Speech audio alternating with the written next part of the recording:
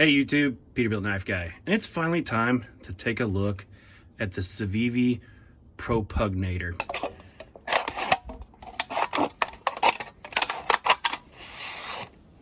The CIVIVI Propugnator. Now, I didn't come up with his name. I don't know who came up with it, but good God, stupid name. I don't know why.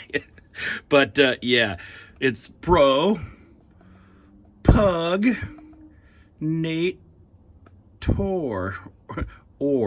I'm stupid. Comes in your typical CIVIVI box. Here's the information on there. It comes with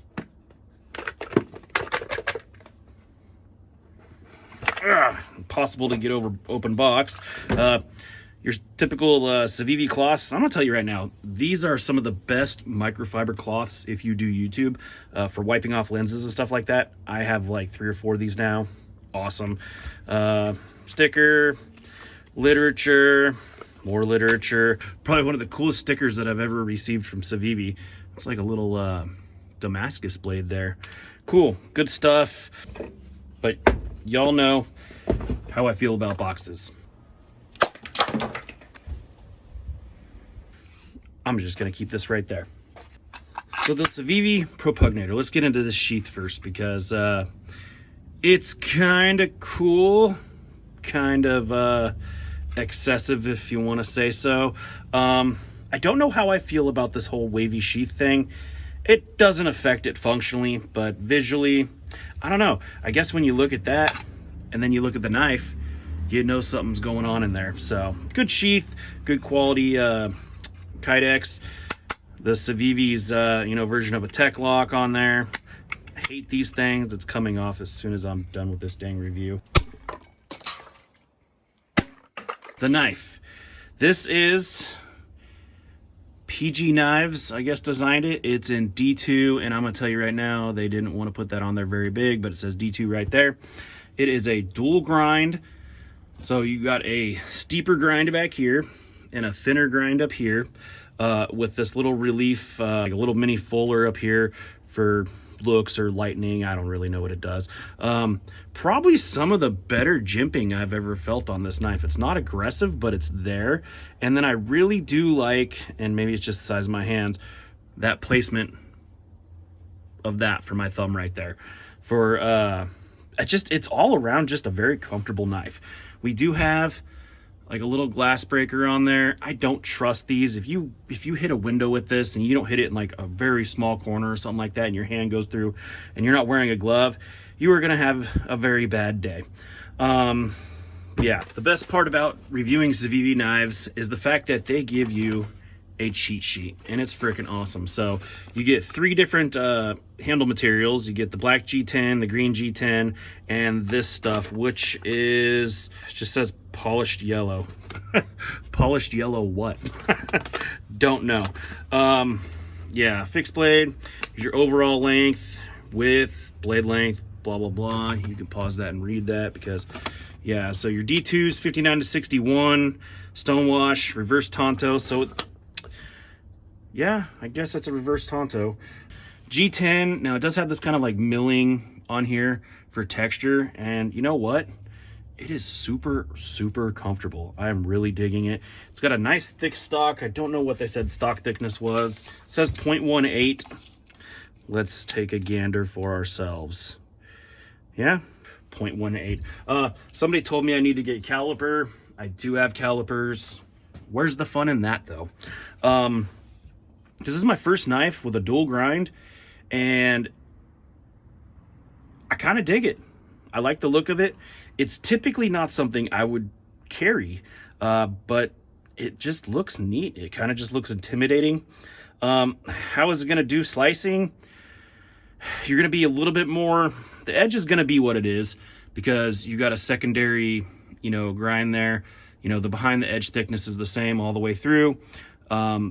A little thicker. I don't think this is going to make that much difference in cutting, but we're going to try it and see what happens.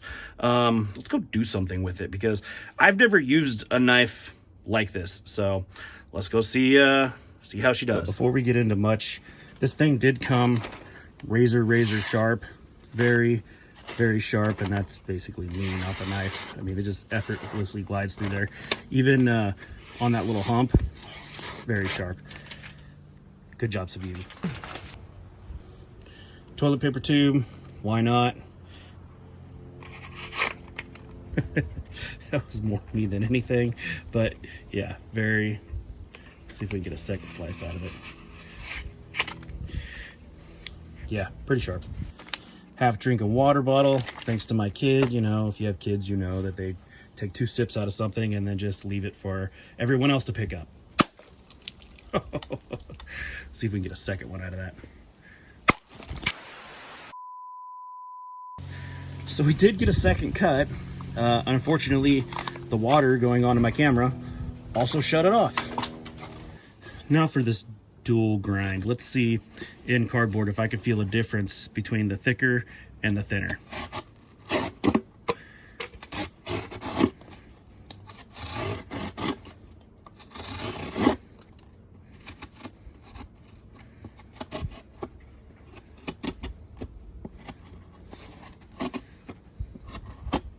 Not really. Not enough to justify it, in my opinion. Especially because having this thicker grind back where you can get your most power. Yeah, maybe just the slightest bit more slicey up front than back here. What about cutting up this piece of tire? Let's try this back part right here. No. You kind of just got to get in there. It's not I don't know, maybe it's just the way I'm oh, there we go. I think it was the way I was doing it. I was gonna say it's not the most slicey of oh yeah, it gets slicey. Oh yeah, it gets slicey. Now this tip intrigues me a little bit. It seems like it's going to be pretty stabby, and I'm going to try this out on cut up pieces of tire. I imagine it's not going to have any hard time stabbing through this stuff. One piece.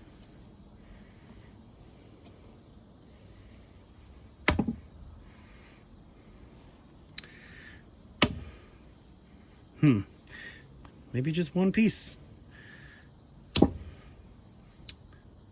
I mean, it went through. Focus. Went through right there. And I don't honestly think it's going to do 3 pieces.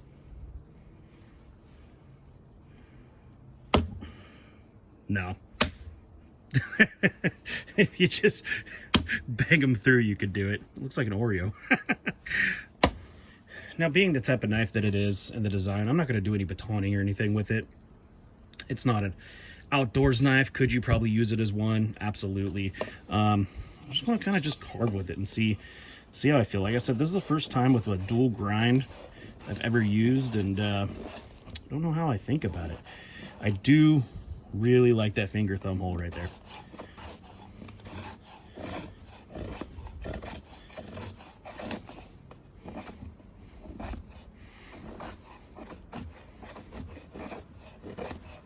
Crappy wood, but crappy guy with a knife. It works.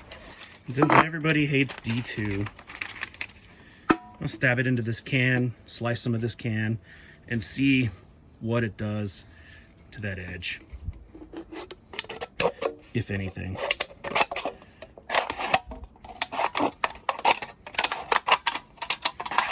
I still like to say that D2 is a good freaking steel. It holds a good edge, and when done right, it's pretty fantastic. No jump cuts. Let's see if we can still slice paper.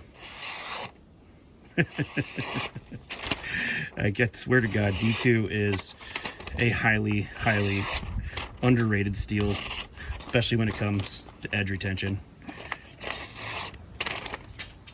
Awesome. So the CIVIVI Propugnator, what do I think about it? I think it's extremely comfortable in hand. I like the fact that it is interesting design. I do love the thumb placement right here. I like the jimping. The tab or the tip I think could have been a little bit more stabby, but I don't know. I'm not really big on stabbing tires to understand what good or bad is, so I have really nothing to reference it on other than just going through one side of a tire. Glass breaker, lanyard hole. I mean, I guess it'd be cool if you had a set of gloves and you really needed to, you know, knock something out, but other than that, I'm not a big fan of those. Yeah, D2. Everybody gives D2 crap. I freaking love D2. D2 doesn't rust that easy. It will rust, and it holds an amazing edge. It really, really does. And it's not brittle like glass like everybody thinks it is. It's not gonna freaking break just looking at it. It's good stuff. Anyways, thank you for watching, and if you made it this far into the video, you're awesome. And not only are you awesome, you're my hero. You know who else is awesome though? This guy right here. Oh wait, it's not that guy. This guy right here. This is Jake. He's the owner of Very Good Knife Company. He has one of the sexiest mustaches in the knife world, and he has started a GoFundMe campaign. I'm gonna leave the link in the description. If you guys can donate anything, $1, $2, $5. I've donated, Scab's donated. A lot of people in the knife community has donated so far. We would all appreciate the help to get this man back to doing what he does best and making American-made knives at a reasonable price. Thanks for watching.